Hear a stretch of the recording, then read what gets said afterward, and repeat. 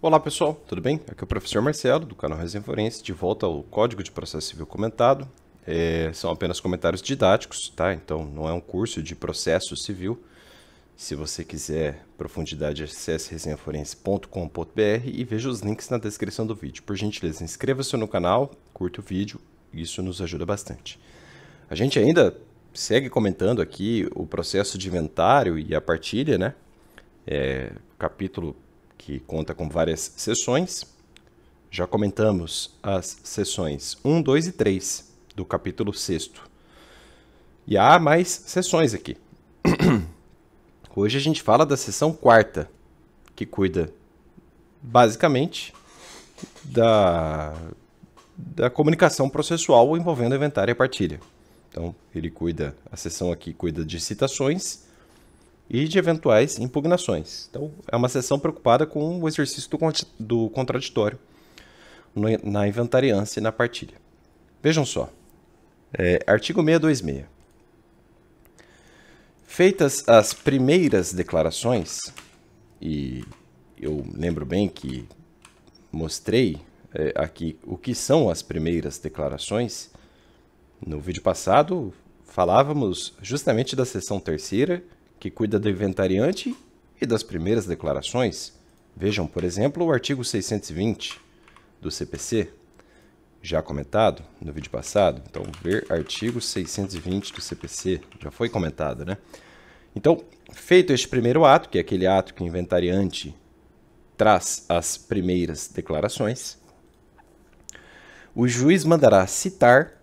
Então, citem-se as seguintes pessoas, né? A lei manda o juiz citar as seguintes pessoas, e é citar para os termos do inventário da partilha. Então, citações. Quem temos aqui? Vamos na ordem, né? Bom, cônjuge ou companheiro, conforme o regime, né?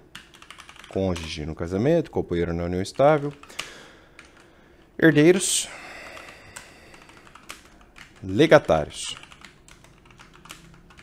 fazenda pública, e vejam, MP se houver herdeiro incapaz, MP se houver incapaz ou ausente. Se tivermos ausente, herdeiro ausente ou herdeiro incapaz, a gente abre vista para MP, claro. E o juiz manda citar também o testamenteiro. Claro, se houver previsão em testamento. Então, basicamente, todos os interessados são citados. Cônjuge ou companheiro, herdeiros, legatários, a própria fazenda pública. O MP, se houver incapaz ou um herdeiro incapaz ou um herdeiro ausente, e o testamenteiro, se, enfim, foi nomeado testamenteiro num testamento. O parágrafo 1º, então, do 626 diz: o cônjuge ou companheiro, que está aqui,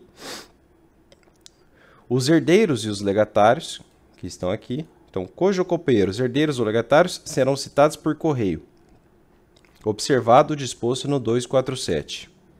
Olha, de novo uma lei, né? Que o legislador acabou sendo infeliz, pelo menos no tanto em que faltou mexer em toda a lei. Porque o 247, em 2021, passou a prever a possibilidade de citação eletrônica ou pelo correio para qualquer comarca do país, exceto os casos ali arrolados. Mas vejo que a grande regra do sistema hoje é a citação ou por correio ou pela via eletrônica. Pode restar uma dúvida, olha, caberia a citação eletrônica na inventariança? É engraçado porque o código fala assim, observado o 247, né? O 247 original falava só de correio.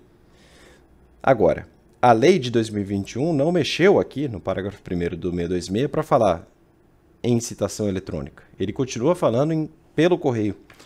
Eu acho que é mais seguro fazer pelo correio. Ainda é seguro fazer pelo correio, até porque a maioria aqui inevitavelmente será, a maioria citada é pessoa natural. Então a citação por correio ainda é mais segura nesse ponto. Tá? Teoricamente não seria impossível não, citação eletrônica, mas a por correio é mais segura. E aí o 259 ainda diz: serão publicados editais. Número 3. Em qualquer ação em que seja necessária, por determinação legal, a provocação para participar no processo de interessados incertos ou desconhecidos. Eu li o 259, inciso 3, porque ele vem citado no parágrafo 1º do 626. Está aqui, né? Então, além da citação em regra pelos correios, do cônjuge ou companheiro, de herdeiros e legatários, né, que estão aqui, além disso, cabe publicação de editais. Tá?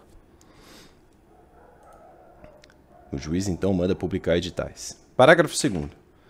Das primeiras declarações, extrair-se-ão tantas cópias quantas forem as partes. Então, aquelas primeiras declarações lá do 620 serão postas num documento. E aí você faz um documento para cada parte. A citação enviada já, enfim, traz as primeiras declarações. E lá constarão os herdeiros, os bens a serem partilhados, os valores a serem arrecadados. Essa é a ideia. Tá? Parágrafo 3º. A citação será acompanhada de cópia das primeiras declarações. Então, o parágrafo 2º completa o parágrafo 3º, né? Então, você cita todo mundo com cópia das primeiras declarações e faz uma cópia para todo mundo. Enfim, o parágrafo 2º e o 3º como que são redundantes aqui, né? Dizem a mesma coisa com palavras diferentes.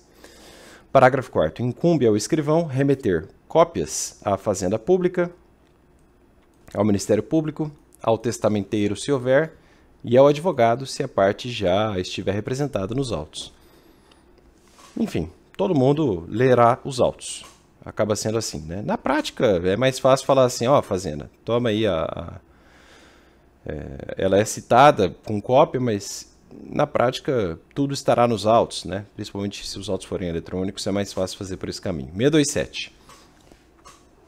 Concluídas as citações, aquelas do 626, abrir-se à vista as partes, em cartório pelo prazo comum de 15 dias. Então, todo mundo é citado e, quando todas as citações forem feitas, é isso que a lei está falando, surge o prazo comum de 15 dias para todas as partes. E aí elas poderão se manifestar sobre as primeiras declarações do artigo 620. E aqui também, dentro do prazo comum de 15 dias, além de manifestação sobre as primeiras declarações, incumbirá às partes, número 1, arguir erros, omissões e sonegações, e sonegação de bens. Esconderam um patrimônio aí, tem um imóvel. Tá? 2, reclamar contra a nomeação do inventariante. 3, contestar a qualidade de quem foi incluído no título de herdeiro. Então, contestar qualidade de herdeiro. Vamos grifar assim. Parágrafo 1º. Julgando procedente a impugnação do inciso 1, ou seja, se for arguido erro, omissão ou sonegação, se isso aqui for julgado procedente, o juiz mandará retificar as primeiras declarações. Claro, se é procedente é porque há erro, há omissão ou há sonegação. Então, o juiz manda retificar as primeiras declarações. Se for acolhido o pedido do inciso 2, que está aqui, aquele que fala em reclamar contra a nomeação de inventariante, adivinha só, o juiz nomeará outro inventariante. E observará a preferência legal que consta... deixa eu lembrar do dispositivo. Que consta do artigo 617, já comentado. Então, ver artigo 617. Tá?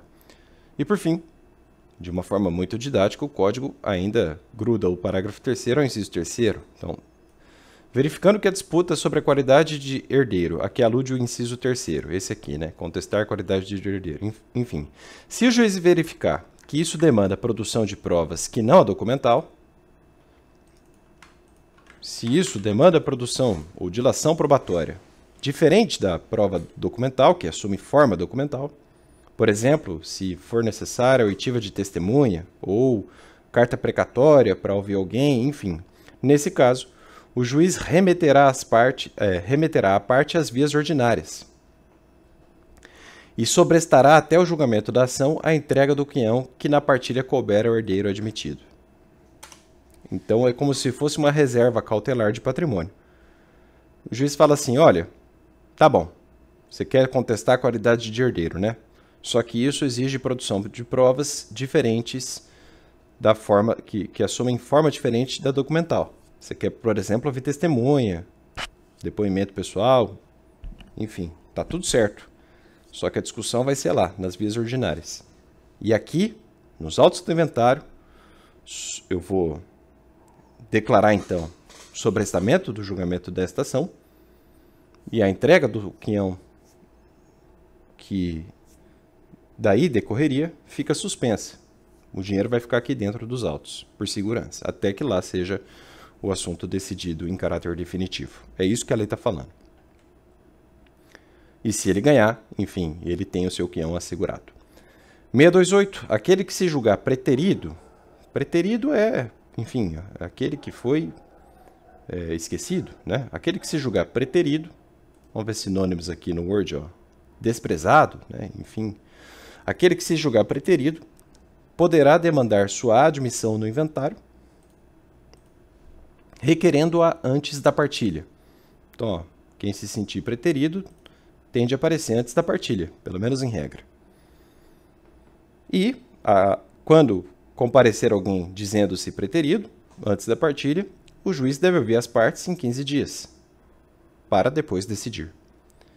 Parágrafo 2º. Se para a solução da questão, de novo, for necessária a produção de provas que não é documental, adivinha só, o juiz manda para as vias ordinárias e reserva, em poder do inventariante, o quinhão daquele que se diz preterido, até que lá se decida o assunto.